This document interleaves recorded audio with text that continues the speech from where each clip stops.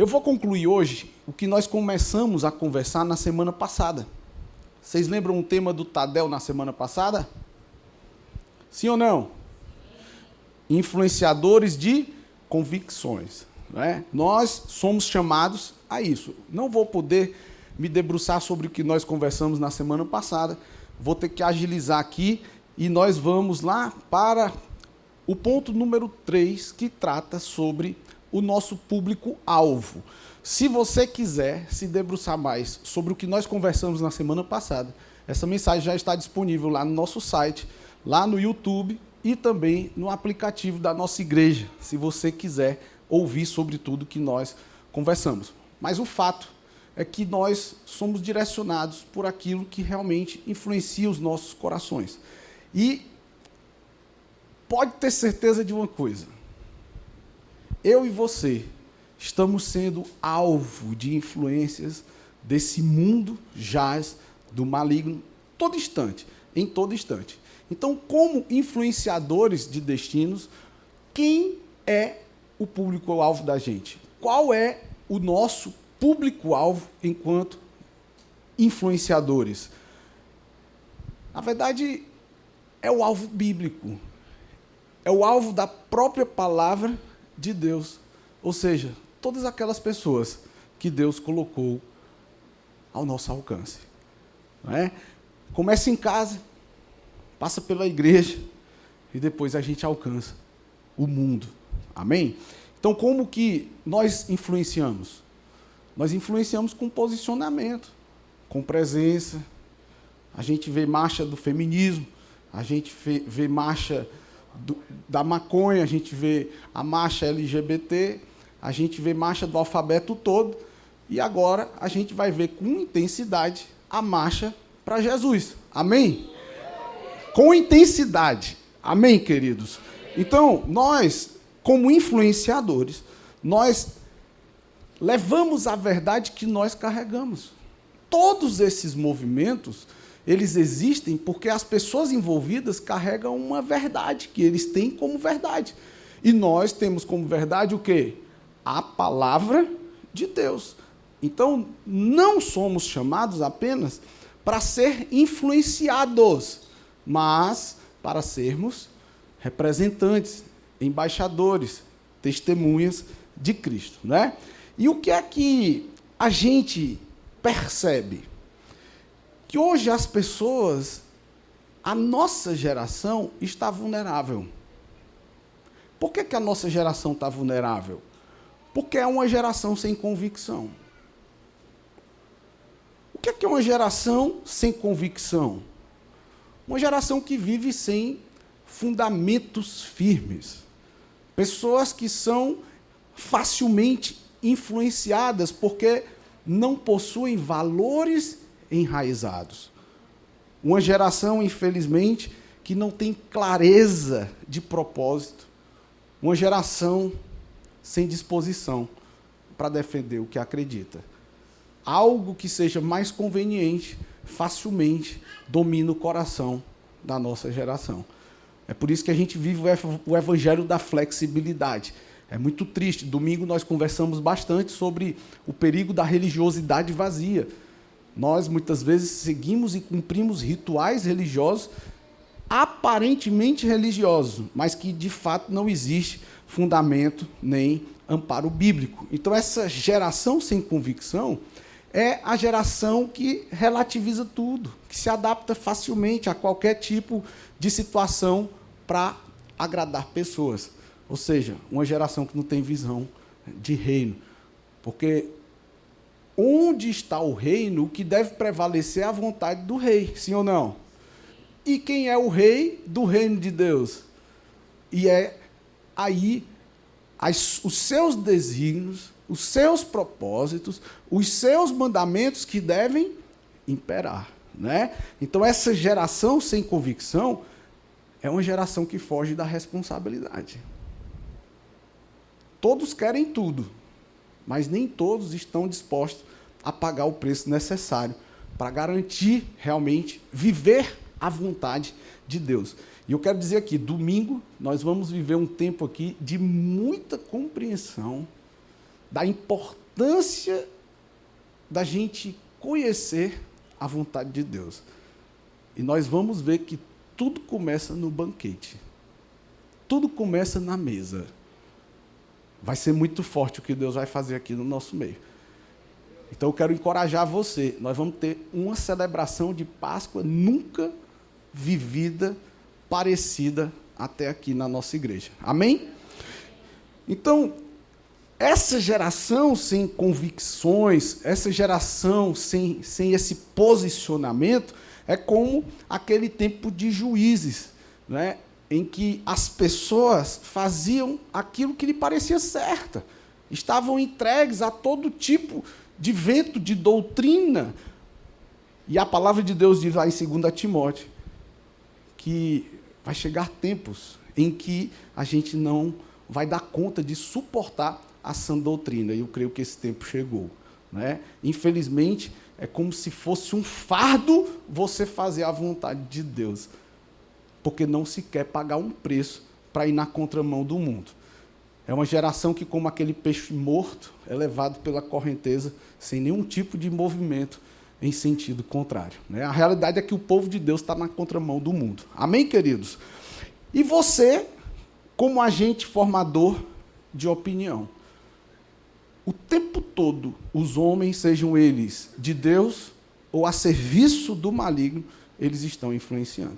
Eu costumo dizer, viu, pastor Cláudio, se por aí falam mal das igrejas, é porque as pessoas que fazem parte da igreja estão dando brecha para que haja esses tipos de comentários, né?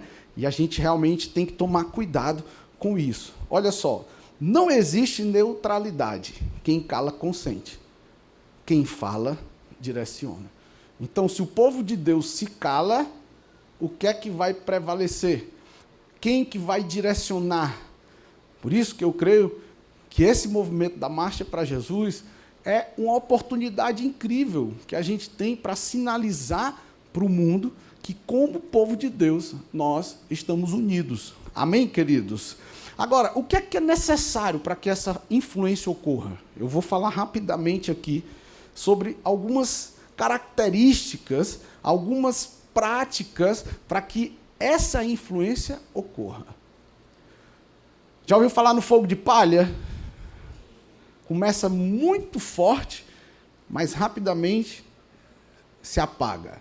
Então, para que essa influência ocorra, é necessário esforço e dedicação. E para que você realmente se dedique, você tem que ter convicções profundas, que não nascem na preguiça espiritual. Essas convicções profundas não nascem quando nós nos conformamos com essa religiosidade vazia, como nós começamos a conversar no domingo. É muito confortável. A realidade é que quando nós nos posicionamos para influenciar, nós precisamos pagar um preço. Preço de oração, um preço de dedicação, de perseverança, de constância. Amém? Outro, conhecimento e informação. A ignorância bíblica é um terreno fértil para as falsas doutrinas. Nós vimos isso com muita propriedade domingo. Como que nós somos facilmente influenciados a viver uma reprodução de comportamentos vazios, achando que estamos agradando a Deus. É um nível de engano que perpetua a mediocridade. É um nível de engano que Satanás traz sobre as nossas vidas, que nos impede de viver o melhor de Deus aqui na terra. E a gente nada acontece, né? É nada vezes nada. Então nós precisamos conhecer a palavra de Deus. Olha o que diz 1 Pedro, capítulo 3, verso 15. Em vez disso, consagrem a Cristo como o Senhor de sua vida. E se alguém lhes perguntar a respeito de sua esperança, estejam sempre preparados para explicá-la. A esperança precisa ser explicada. A fé sem entendimento se torna apenas rituais religiosos vazios. Sim ou não, amados? Então, a convicção, ela precisa ter fundamento, tá? Outra característica, ou atributo necessário para essa influência que eu e você exercemos é a sabedoria. Escute isso. A verdade sem sabedoria, ela fere. Você sabia disso? Tem muita gente que aconselha de forma bem intencionada, mas duramente, sem amor. Isso é muito sério. A correção pública humilhante, por exemplo. A pessoa se sente mais condenada do que encorajada a sair daquela prática. Falta de sabedoria. É o que eu chamo de apego a um rigor doutrinário, que mais maltrata do que liberta. Isso é muito sério, queridos. Nós precisamos ter sabedoria para levar o amor de Deus. Quer ver um exemplo? Pressão para dizimar. Encostar o irmão na parede e dizer, rapaz, quem não serve, não serve. Se tu não servir, tu não presta para nada. Não é assim que funciona, não é? Outra, amor. O amor abre portas que a eloquência jamais abriria. Você pode até falar muito bonito, você pode até ter o dom da oratória, mas se você não falar em amor, não vai fluir, não vai acontecer. É o que eu costumo dizer frequentemente aqui. Você que, por exemplo, está servindo na entrada da igreja, dando um abraço, dando um sorriso nas pessoas que chegam, um espírito testifica no outro, elas sabem quando você está sendo sincero ou não. Elas sentem, elas percebem isso.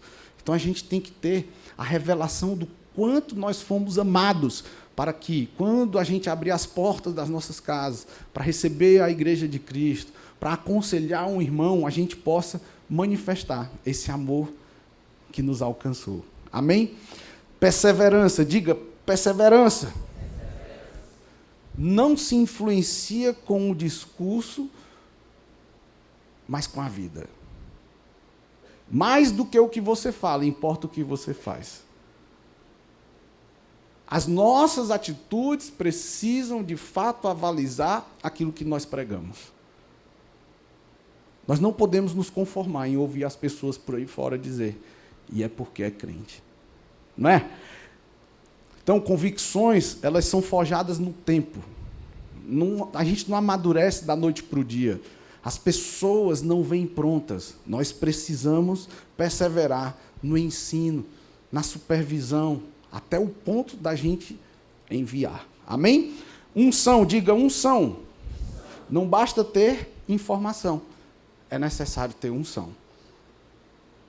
Nós precisamos ser dependentes de Deus, nós não podemos fazer a obra de Deus pela força dos nossos braços.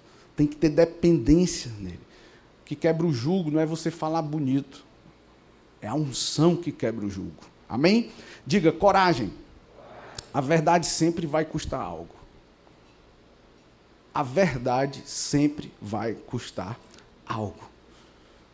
Mas o silêncio é um erro que custa muito mais. Não é? Então a gente tem que ter coragem para exortar, a gente tem que ter coragem para admoestar, a gente tem que ter coragem para disciplinar, a gente tem que ter coragem para corrigir, para repreender. Tá? E aí, para encerrar, eu preciso advertir vocês. Quem fez o encontro aí esse final de semana? Amanhã não deixem de estar aqui no pós-encontro. Porque é um preparo, sabe para quê? Para isso que nós vamos conversar agora. Os opositores existem e sempre existirão. Quando você faz um encontro com Deus, você está atacando o inferno. Por mais que a palavra de Deus diga que as portas do inferno não prevalecerão contra a igreja do Senhor, os contra-ataques são inevitáveis. Amém? Jesus ele foi odiado por dizer a verdade com amor. Por isso, não espere tratamento diferente. É ou não é? Com certeza. Tá? Domingo nós vamos conversar mais sobre isso. Olha João 15, versos 18 e 19. Se o mundo os odeia, lembre-se de que primeiro odiou a mim. O mundo os amaria se pertencessem a ele, mas vocês já não fazem parte do mundo. Eu os escolhi, para que não mais pertençam ao mundo, e por isso o mundo os odeia. Bote uma coisa na sua mente. Nós nunca, diga nunca, vamos pensar como o mundo. Nunca. Nunca, nunca, nunca, nunca. Amém? Então, ser diferente é um bom sinal. Eu já falei sobre isso aqui. Não é ser estranho, é ser diferente, tá? É um sinal, é uma evidência de que nós fomos transformados. Na hora que nós concordamos com eles, ou eles concordam conosco, isso significa que houve conversão. Ou nós convertemos para lá, ou eles convertem para cá, tá? E precisamos saber quem que está influenciando quem. Essa roupa que você veste, o estilo que você veste, certamente é resultado de uma influência.